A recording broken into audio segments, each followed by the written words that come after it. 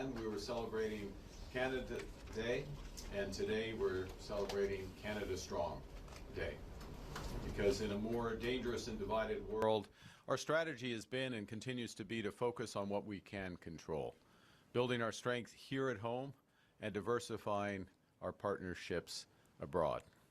And today, a series of initiatives we're going to announce, anchored here in British Columbia. We will catalyze, through these initiatives, over $200 billion in new investment, while advancing our trade agenda across Asia. In all cases, British Columbia is the linchpin, the gateway to a more prosperous, more sustainable, and a more inclusive Canada. And I want to thank you, Premier Eby, for your leadership in making this possible, and that of your colleagues who are here this morning. Le monde devenu plus dangereux et divisé. Le système commercial mondial est en pleine mutation. Et maintenant, nous sommes confrontés à une crise énergétique à trois niveaux, du coût de la vie, de la sécurité et climatique. La bonne nouvelle, c'est que le Canada a des solutions. Just a few weeks ago at the G7, leaders called on Canada to provide the reliable energy that the world needs, and will do so sustainably and inclusively. The Premier is just back from China, opening new opportunities for BC businesses. Today, President Marcos of the Philippines, Premier and I will join him. President Marcos is here beginning a state visit that will deepen our economic and security and cultural ties with the Philippines and, given his presidency of ASEAN, across the 500 million residents of the ASEAN countries. But to seize these opportunities, Canada has to do things differently. We need to move faster, we need to build bigger, and we need to work together. We have to be ambitious and build sustainably and inclusively. British Columbia is Canada's gateway to the world's fastest growing markets. British Columbia's power grid produces amongst the cleanest and most reliable, affordable electricity in North America. BC is a leader in mining, production of gold, zinc, copper, and well beyond. This great province has one of the world's most educated and skilled populations. And so it's on that exceptional foundation that Premier Eby and I are committed to build a stronger. It's the case that 1/3 of the initiatives that are advancing through the Major Projects Office come from BC. But today we're accelerating and broadening that momentum. Premier Eby and I are announcing a landmark Canada-British Columbia Cooperative Prosperity Agreement. This agreement is comprehensive, it's ambitious, and it will help transform the entire Canadian economy. So it's not just about one province, the entire Canadian economy, and will help fund the public services on which Canadians rely. C'est un plan qui nous aidera à exploiter notre plein potentiel en tant que superpuissance énergétique. Il permettra de construire de nouveaux corridors de transport et d'entendre ce qui existe déjà pour que nous puissions exporter nos ressources vers les marchés mondiaux plus rapidement.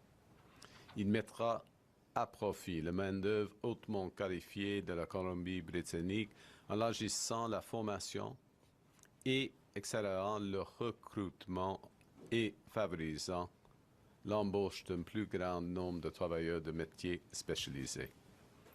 Enfin, il prévoit des mesures de protection environnementale rigoureuses et un partenariat concret avec les Premières Nations à chaque étape du processus.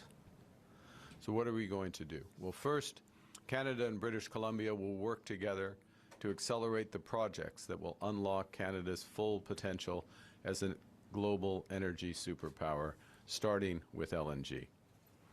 By 2040, global LNG demand is expected to rise by 60%, particularly to replace high-emission coal generation in Asia and to balance grids that are increasingly going to be powered by renewables. Canada can become the preferred supplier. The federal government will work with private sector proponents, communities, and First Nations to accelerate the permitting, the financing, and the construction of major LNG projects in BC. These include LNG Canada, Silicim's, Prince Rupert Gas Transmission Project, Cedar, and Woodfibre LNG. These projects collectively will more than triple our production over the next decade, reach new markets in Asia as well as Europe, and all of them built with low emissions and in full partnership with First Nations. Secondly, we will support the development of the power, the mining, and the trade infrastructure needed to unlock northern British Columbia's full economic potential in an environmentally sustainable way. With respect to power, the federal government will provide $3.5 billion for phases 1 and 2 of the North Coast Transmission Line to deliver clean, reliable, affordable electricity to projects in the regions and their communities. On mining, the federal government will invest $500 million to expand the Red Chris mine, which will increase Canada's annual copper production by more than 15%, reinforcing our position as the reliable critical mineral supplier of choice and reducing greenhouse gas emissions in the production by over 70%. With respect to broader issues of sustainability and conservation, we will create, through this process, a new conservation area the size of Greece, consistent with Canada's commitment to preserve 30% of our lands by 2030. And we will invest in new clean energy projects across the province with a particular focus on developing wind turbine manufacturing in BC.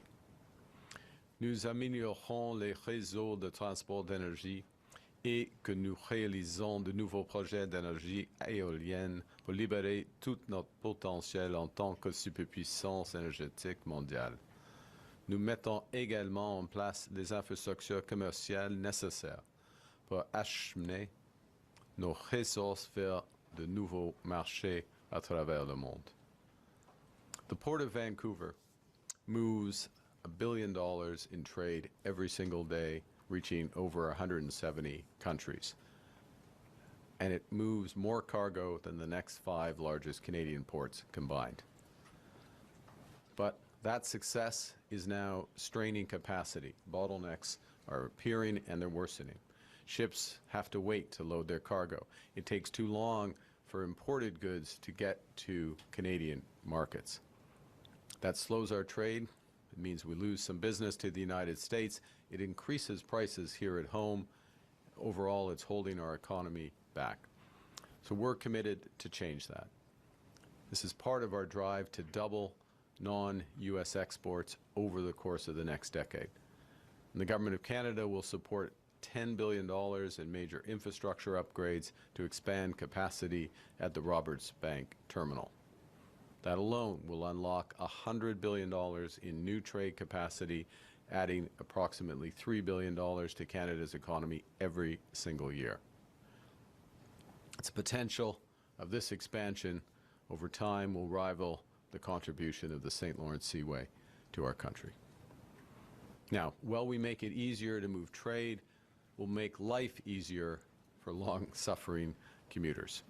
In partnership with British Columbia, the federal government will provide up to $3 billion for the George Massey Tunnel Replacement Project.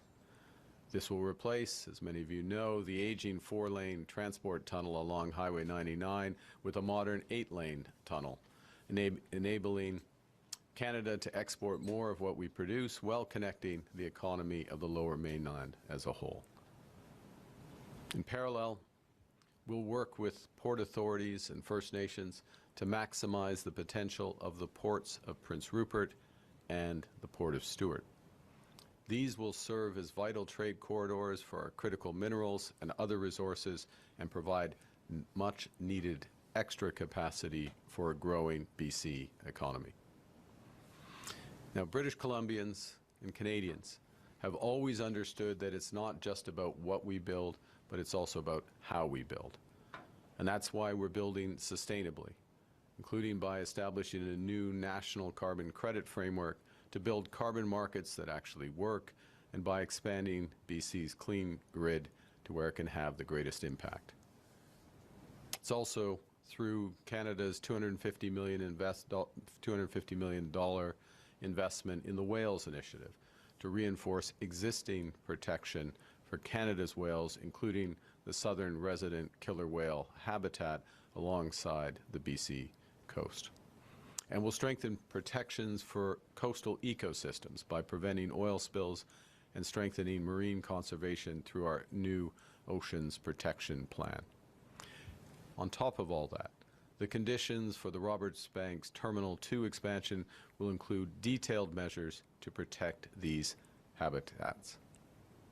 We're also clear that today's Canada-BC agreement will maintain the federal North Coast tanker ban in accordance with the proposed route of a new trans-provincial pipeline under the bilateral agreement with Canada and Alberta. We will build inclusively, in true partnership with First Nations, including those here alongside the Salish Sea. That means Indigenous ownership, to give communities a direct stake in the projects and to deliver durable, long-lasting economic benefits. The scale of these opportunities is absolutely unprecedented, and we're committed that our agreement will provide the model for the future across the country. We will also build in solidarity with BC workers. Through the Team Canada Strong initiative, we're in the process of creating up to 100,000 skilled trades apprenticeships.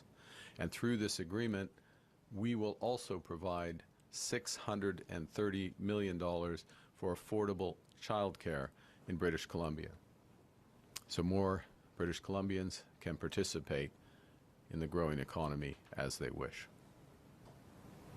Throughout, we will prioritize Canadian materials, including BC lumber, steel, and critical minerals. You know, there is a long, proud history of building in this province. That building has brought great prosperity, but also in retrospect, there have been some lessons. It hasn't always been done in the best way. I'll give a personal example here. My grandfather worked in the 30s and 40s, early 50s in the Anaconda copper mine at Britannia Beach, which at its peak provided 1/5 of the world's copper supply. Created great prosperity. It was foreign owned. The workers in that mine weren't always treated fairly. First Nations were excluded, and the environmental impact of that mine was largely ignored. This time, now, in partnership, we are building in the right way, in solidarity with workers, in full partnership with First Nations, and sustainably in a way that protects the lands and waters for generations to come. Today's landmark agreement is about building a Canada that works for all, and that's truly Canada Strong. Thank you very much for your attention, and now I would like to pass the floor to Premier Eby.